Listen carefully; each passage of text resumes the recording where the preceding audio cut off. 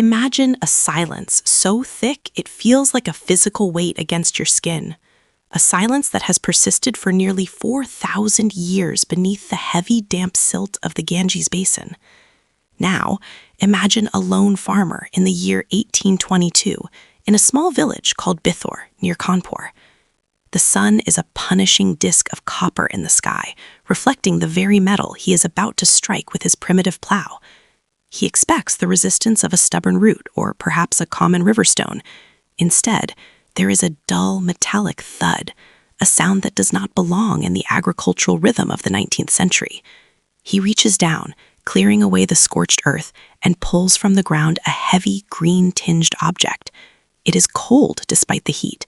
It is shaped like a person, yet it is not a person. It is an anthropomorph, a strange, splayed-arm figure made of nearly pure copper. This farmer did not know it, but he had just shaken hands with a ghost. He had unearthed the first clue to one of the most enigmatic, overlooked, and utterly fascinating chapters of human history, the copper hoard culture of India. Welcome to Boring History, where we believe that nothing is truly boring if you look at it long enough, and where we find that the most profound stories are often buried under layers of unexciting mud. Today, we are embarking on a journey into the deep time of the Indian subcontinent, a period that exists in the shadowy transition between the collapse of the great Indus Valley civilization and the rise of the Vedic Age. It is a story of master metalworkers who left no cities, no written records, and no names, yet left behind hundreds of pounds of high-quality copper tools and weapons, buried in mysterious caches across the northern plains. To understand the copper hoard culture, we must first understand the landscape of the Doab. The word Doab literally means two waters, referring to the fertile alluvial plain nestled between the Ganges and the Yamuna rivers. This is a land defined by the monsoon. Every year the sky opens and the rivers swell, depositing fresh silt across the horizon. This cycle creates a landscape that is both incredibly generous and incredibly destructive. For a historian, the Doab is a nightmare and a treasure chest. The shifting riverbeds and constant flooding mean that ancient sites are rarely found on the surface. They are drowned, buried, and moved by the whim of the water. When the first copper objects were found in the early 19th century, the British colonial administrators and amateur archaeologists didn't know what to make of them. They were used to the grand, recognizable ruins of the Greeks or the Romans. These copper items, harpoons with vicious barbs, heavy axes known as celts, and long double-edged swords, seemed alien. They didn't look like the delicate bronze work of the Mediterranean. They were heavy, utilitarian, yet strangely artistic. For decades, these finds were treated as isolated curiosities, until 1870, when the ground opened up in Gungaria, in the state of Madhya Pradesh, and revealed the true scale of what we were dealing with. The Gungaria hoard was not just a find, it was a revelation. Two boys herding cattle noticed a piece of metal sticking out of a hillside. When the site was eventually excavated, the sheer volume of material was staggering. There were 424 copper implements weighing about 400 kilograms, and alongside them 102 thin silver plates shaped like circular discs and bull's heads. This was not a misplaced toolbox. This was a massive accumulation of wealth, buried with a purpose that remains one of archaeology's greatest whodunits. Who were these people? For a long time, historians tried to force them into pre-existing boxes. Some argued they were the fleeing remnants of the Harappan civilization, moving eastward as their great cities like Mohenjo-Daro and Harappa crumbled. Others suggested they were the early Indo-Aryans, the nomadic tribes described in the Rig Veda. But as we looked closer at the metal, the boxes began to break. The copper wasn't the same as Harappan copper. It was purer, often containing small amounts of arsenic, a chemical signature that pointed toward the mines of the Chota-Nagpur Plateau and the Aravalli Hills. These were local people, indigenous to the heart of India, who had mastered the art of smelting and casting long before the glamorous eras of history began. The copper hoard people are often associated with what archaeologists call OCP, ochre-colored pottery. This pottery is frankly quite miserable to look at. It is poorly fired, fragile, and often turns to a powdery orange dust the moment it is touched by modern hands. This is why it's called ochre-colored. The name describes the stain it leaves on an archaeologist's fingers rather than its original aesthetic. This fragility is why the culture remained boring for so long. There are no grand palaces to walk through, no statues to admire in a climate-controlled gallery. There is only the metal and the dust. But the metal tells a story of incredible sophistication. Let's look at the harpoons. These aren't the simple wooden spears of a primitive hunter. They are sophisticated, copper-cast weapons with curved barbs and a hole near the base for a cord. They were designed for big game, Perhaps the massive prehistoric catfish of the Ganges or the thick-skinned crocodiles that once dominated the riverbanks. The design is so efficient that it suggests a culture deeply in tune with its environment, a culture of warriors and hunters who viewed the river not just as a source of water, but as a battlefield. And then we have the anthropomorphs. These are perhaps the most haunting artifacts of the entire culture. They are flat, copper figures, ranging from a few inches to over a foot in height. They have a head that is often a simple curve, arms that flare out and inward like a stylized embrace, and legs that spread wide. They have no faces, no clothes, and no inscriptions. Some scholars think they were ritual objects, perhaps representations of a proto-Shiva or a forest deity. Others, more practically minded, think they might have been primitive throwing stars used for hunting or even weights for nets. But when you hold a photograph of one in your mind, you see something else, a gesture of humanity captured in a heavy, permanent medium. They are a human presence in a record that is otherwise filled with sharp edges and points. The distribution of these hoards is also a puzzle. They aren't found in houses or graves. They are found in the middle of nowhere, fields, riverbanks, and hillsides. They were buried deliberately, often arranged in neat rows or stacked carefully on top of one another. Why would a community take hundreds of pounds of their most valuable resource, the very metal that gave them power over their environment, and put it in a hole in the ground? Was it an offering to the gods of the earth to ensure a good harvest? Was it a bank meant to be recovered later, a plan foiled by a sudden flood or a violent raid? Or was it a ritualized retirement of tools that had seen too much blood or too much work? As we peel back the layers of the copper hoard culture, we realize we are looking at a lost middle of Indian history. We are looking at a time when the subcontinent was a patchwork of different tribes and cultures, all experimenting with the land and the flame. The copper hoard people were the masters of the woods and the marshes. They lived in a world that was greener, wetter, and far more dangerous than the one we know today. They didn't need stone walls because they had the forest and their copper blades. In the next part of our story, we will move away from the what and start looking at the how. We will travel to the ancient mines where this story truly began. We will look at the smoke and the fire of the early furnaces and try to reconstruct the daily lives of the people who held these heavy copper swords. We will see how they interacted with the changing world around them, and why, after centuries of dominance, they eventually faded into the ochre-colored dust of the Ganges. But for now, just sit with that farmer in Bithor, holding a green metallic ghost in the afternoon heat, unaware that he was touching the silent heart of an empire of copper. The earth of India is heavy with such secrets, and we have only just begun to dig. To begin that digging, we must look toward the western horizon, far away from the silt-heavy plains of the Ganges, toward the jagged, sun-scorched spine of the Aravalli Range in Rajasthan. This is where the story of the copper hoards truly finds its pulse. While the artifacts themselves were discovered in the soft, yielding earth of the Doab, the metal within them was born in the dark, cramped bellies of the Khetri mines. To the copper hoard people, copper was not merely a resource, it was the fundamental architecture of their existence. It was a bridge between the stone tools of their ancestors and the iron-wrought world that would eventually replace them. Imagine the journey of a single harpoon.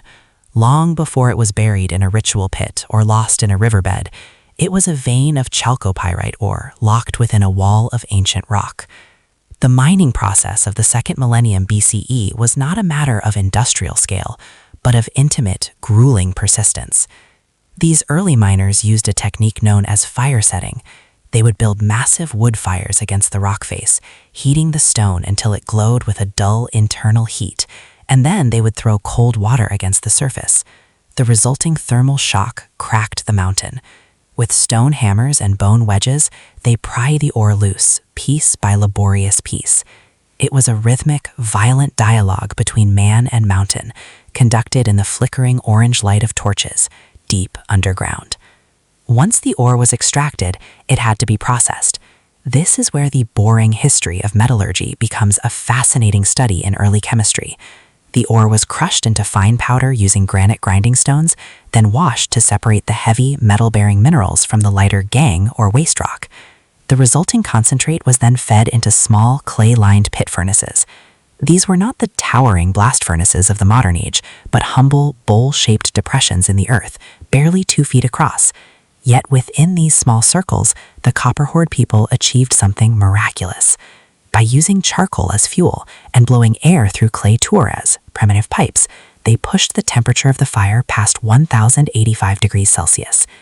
In that intense heat, the solid rock surrendered. It melted, the impurities rising to the top as slag, while the pure, liquid copper pooled at the bottom. But there was a secret ingredient in many of the copper hoard finds: arsenic. The chemical analysis of these blades often reveals a significant percentage of arsenic, which wasn't an accident. While some ore naturally contained arsenic, the consistency of its presence suggests that these ancient smiths understood that adding it would harden the copper, making the blades hold a sharper edge and preventing the formation of bubbles during the casting process. They were in essence the first material scientists of the Indian subcontinent, tinkering with the elemental building blocks of their world to create tools that were as functional as they were beautiful. From the mines of Rajasthan and the Chota Nagpur Plateau, this copper traveled along ancient trade routes, likely following the river systems that acted as the highways of the prehistoric world. As the metal moved east, it entered a landscape defined by water. This brings us to the people themselves, the ochre-colored pottery culture, or OCP, as archaeologists often call them. For a long time, the copper hoards and the pottery found near them were treated as separate mysteries, but we now know they are two sides of the same coin. The pottery is often found in a weathered, fragile state, with its surface rubbing off like red dust when touched. This isn't because the potters were unskilled, it's because the very earth they lived on was so frequently saturated by the monsoon floods of the Gangetic Plain. Unlike the Harappans of the Indus Valley to the west, who built massive cities of fired brick and organized their lives around rigid urban grids, the copper hoard people were a culture of the village and the forest. They lived in small, scattered settlements made of wattle and daub, interwoven branches plastered with mud and straw. These were ephemeral homes, designed to be rebuilt when the river shifted its course or the rains turned the ground into a swamp. Their footprint on the land was light, which is why for many years historians struggled to find where they actually lived. They didn't leave behind stone temples or grand palaces. Instead, they left behind their trash, broken pots, charred grains, and animal bones, and their treasures, the massive copper caches. If we were to walk through one of these villages 4,000 years ago, the air would smell of wood smoke and damp earth. You would see men and women engaged in a sophisticated mixed economy. They were skilled farmers, cultivating rice, barley, and pulses like gram and kaseri. In the humid heat of the Doab, rice was the king of crops, and the copper hoard people were among the earliest to master its cultivation in the region. But they were also herdsmen. Cattle, sheep, and goats grazed in the clearings between the dense forests, providing milk, meat, and leather. The bones found at sites like Saipai tell us that they even had domestic dogs, likely used for hunting the wild boar and deer that teemed in the surrounding woods.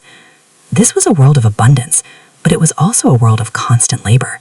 The copper harpoons and celts were not just for show, they were the tools that carved a living out of the wilderness. A copper celt, or flat axe, was essential for clearing the thick undergrowth to make room for fields. The harpoons, with their curved barbs and sturdy shafts, were used to hunt the large fish and perhaps even the crocodiles and turtles that inhabited the rivers. Every object was a response to the environment. The weight and thickness of the copper were necessary because the wood of the Gangetic forests, sal, teak, and shisham, was incredibly dense and hard. A flimsy tool would snap. A copper hoard blade, however, was built to endure. But there is a strange tension in the archaeological record. While the tools were clearly functional, the sheer volume of metal found in these hoards, sometimes hundreds of kilograms in a single pit, suggests something beyond mere utility. Why would a community, having spent months mining, smelting, and transporting this precious metal, choose to bury it in the ground? In some hoards, the objects are found neatly stacked, as if placed there with great care. In others, they are found in what appear to be ancient riverbeds. This hints at a complex social and spiritual life that we are only just beginning to decode. Were these banks of metal stored for a future need that never came? Or were they offerings to the gods of the river and the forest, a price paid in copper to ensure the safety of the village? As we look at the social structure of these people, we see a society that was likely organized into chiefdoms. There were no kings in the sense we understand them, but there were certainly individuals or families who controlled the flow of copper. To possess a man-sized copper anthropomorph, those strange, heavy figures with curved arms and legs, was to possess a symbol of immense power. These were not items used by the common farmer. They were the regalia of the elite, the sacred icons of a culture that saw the divine in the glint of polished metal. Yet, for all their technical skill and social complexity, the copper hoard people remained tethered to the rhythm of the seasons. Their lives were dictated by the arrival of the monsoon clouds, the rising of the rivers, and the migration of animals. They existed in a delicate balance with a landscape that was both incredibly fertile and incredibly volatile. It was a balance that worked for centuries, allowing them to dominate the heart of northern India, while their more famous neighbors in the Indus Valley saw their great cities crumble into dust. As the sun sets over our imaginary copper hoard village, The glow of the smelting fires begins to fade, replaced by the soft light of domestic hearths. The heavy copper blades are wiped clean of sap and soil and put away for the night. In the silence of the forest, the only sound is the flow of the river, the same river that would eventually bury their history under layers of silt. But the story doesn't end with the burial of the Hoards. In the next part of our journey, we will look closer at the most enigmatic of all their creations, the anthropomorphs and the harpoons. We will ask what these shapes meant, how they were used in rituals of life and death, and how the shadow of this boring Copper Age still stretches across the folk traditions and myths of India today. The metal may be cold, but the stories it tells are still burning. To understand the heat of those stories, we must turn our attention to the physical shapes that have survived the long, damp silence of the millennia. When we talk about the Copper Hoard culture, we are often talking about objects that look like they belong in a museum of modern art rather than an archaeological catalog. Chief among these is the anthropomorph. These are heavy, flat figures cast from high-purity copper, and they are perhaps the most distinctive artifacts of the entire Indian protohistoric period. Imagine a figure, often over a foot tall and weighing several kilograms, that bears a striking resemblance to a human torso. It has a head that is little more than a rounded stump, arms that curve inward in a protective or defensive arc, and legs that splay outward with a sturdy, grounded weight. There is a brutal, minimalistic beauty to them. They do not have faces, they do not have names, but they have a presence. For decades, the purpose of these anthropomorphs has been the subject of intense, often heated debate among historians. Some early archaeologists, perhaps influenced by the martial nature of other copper finds, suggested they were weapons, a kind of prehistoric throwing star or a heavy whirling blade designed to be hurled at an advancing enemy. They imagined a warrior of the Gangetic Plains spinning this 3-kilogram copper man with terrifying force. However, practical experiments and a closer look at the aerodynamics suggest otherwise.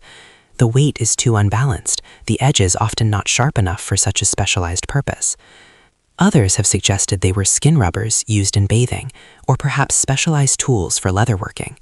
But the sheer amount of copper used in their construction, metal that was the oil of the ancient world, a resource of immense value, suggests a purpose far more significant than the mundane.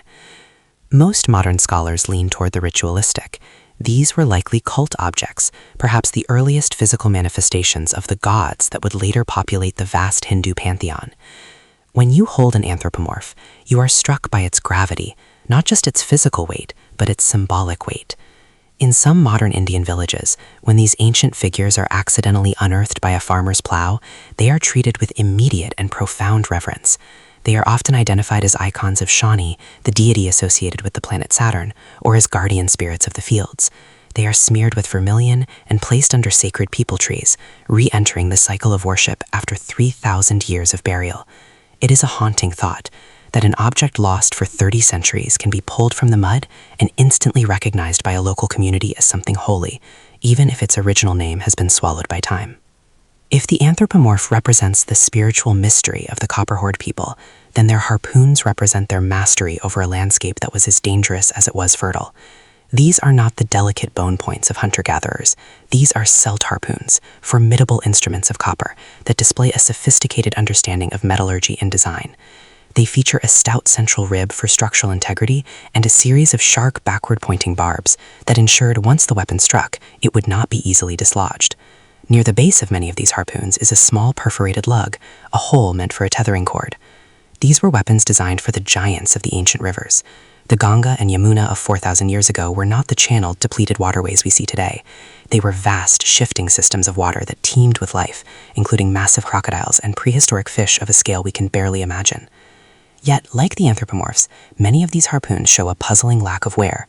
In the great hoards, such as the one found at Saipai, these weapons are often found in pristine condition. Their barbs are sharp, their surface is smooth. This suggests that they may never have been intended for the hunt at all. Instead, they might have been votive offerings, symbols of the hunter's power or the community's dominance over the wild, cast in precious metal and surrendered to the earth or the water to appease the spirits of the river. To the boring history observer, this is where the story becomes truly fascinating. We are looking at a society that had moved beyond mere survival.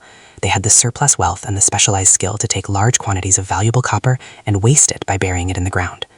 This leads us to the most famous discovery in the history of the culture, the Gungaria Hoard. In 1870, in the Balaghat district of Madhya Pradesh, two cattle-herding boys noticed a strange metallic glinting in the mouth of a hole made by a burrowing animal. What they discovered was a literal treasure trove that remains the largest of its kind in the subcontinent. The hoard contained 424 copper implements, weighing a staggering 400 kilograms, but the real surprise lay beneath the copper. Tucked away were 102 thin silver plates, shaped like bullheads and simple discs. This was a revelation. Silver was incredibly rare in the ancient Gangetic world, far rarer than copper. The presence of silver lamellae suggests a level of sophistication and a network of trade that stretched far beyond the local river valleys. Why was the Gungaria hoard buried? This is the central question that haunts the study of these ghost people. One theory is the refugee hypothesis, that a community of smiths or a wealthy clan facing an invasion or a catastrophic flood buried their entire treasury with the intention of returning for it once the danger had passed, but they never did. Another theory suggests that these sites were banks, communal storage areas for raw materials and finished goods, located in neutral sacred ground. But the most compelling and perhaps most poetic theory is that of the sacrificial cache.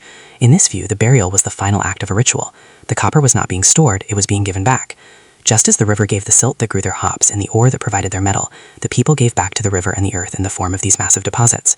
But who were the people who performed these rituals?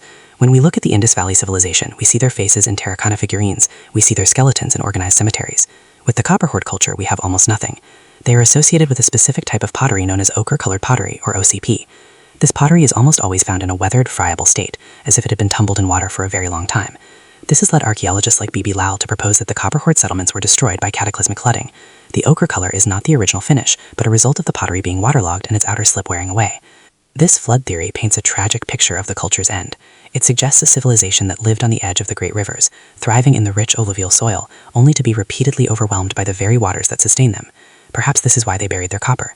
As the monsoons grew more violent and the rivers began to breach their banks, the people may have sought to bind the earth and the water with their metal offerings. They were casting their wealth into the mud in a desperate plea for stability.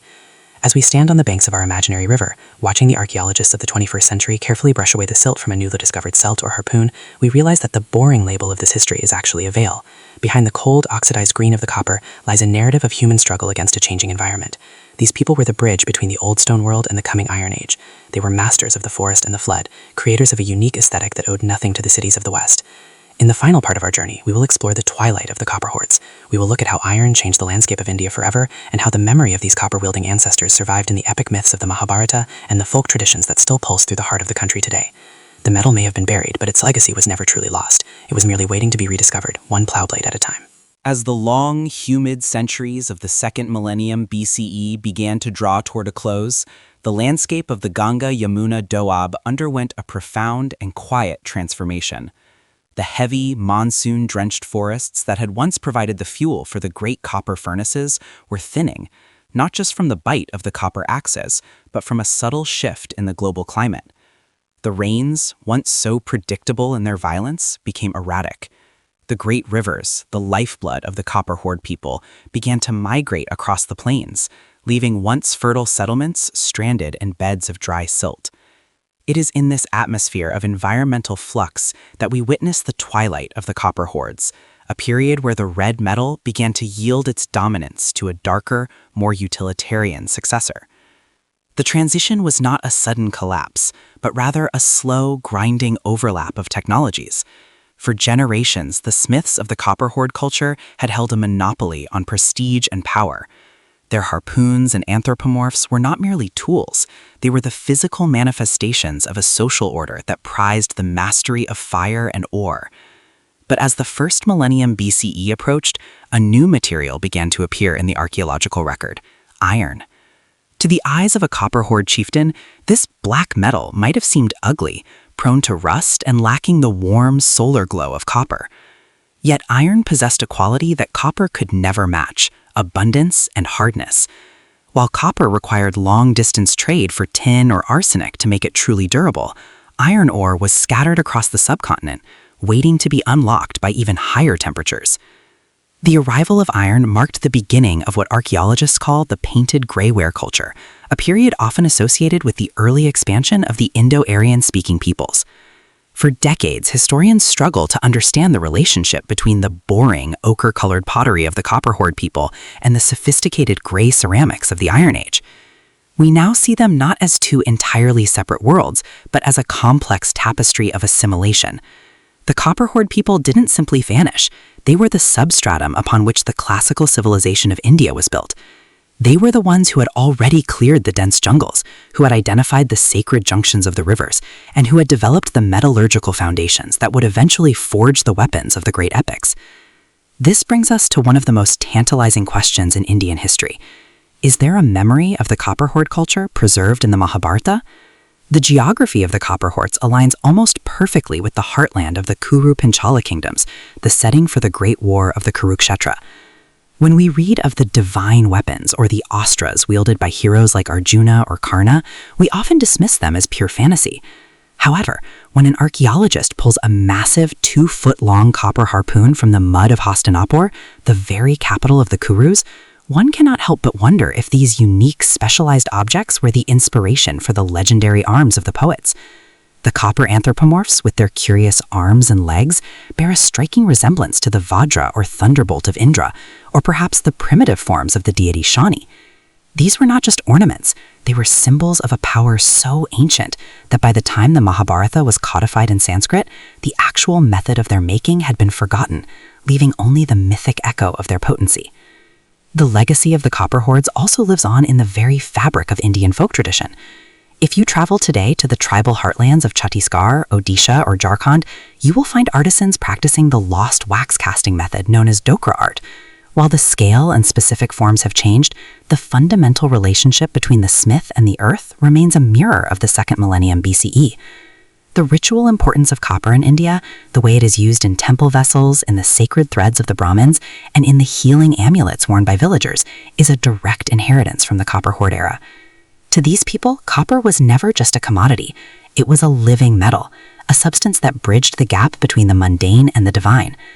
The hoards themselves, buried in the earth in precise geometric patterns, suggest a ritual of returning the metal to the ground, perhaps to appease the river goddesses or to ensure the fertility of the soil for the next season.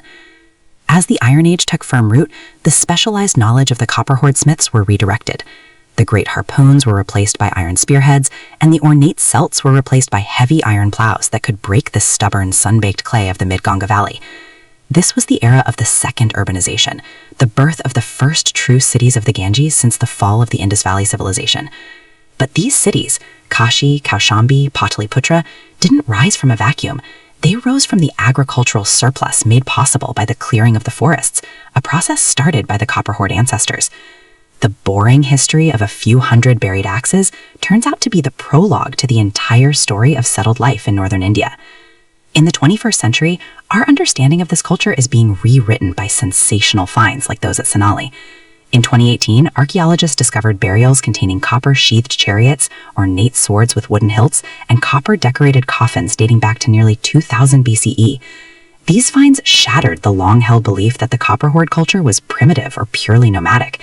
They were a sophisticated warrior aristocracy, capable of advanced carpentry and complex funerary rites. The boring label of the past was simply a reflection of our own lack of data. With every new excavation, the oxidized green patina of the Copper Hoard culture is being polished away to reveal a vibrant, complex society that stood at the crossroads of prehistory and history. The story of the Copper Hordes is ultimately a story of persistence. History often focuses on the winners, the empires that left behind stone monuments and written inscriptions. But the Copper Hoard people left something more subtle and perhaps more enduring.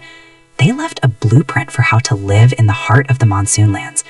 They taught those who came after them how to manage the floods, how to respect the spirits of the woods, and how to transform the raw metals of the earth into objects of utility and beauty.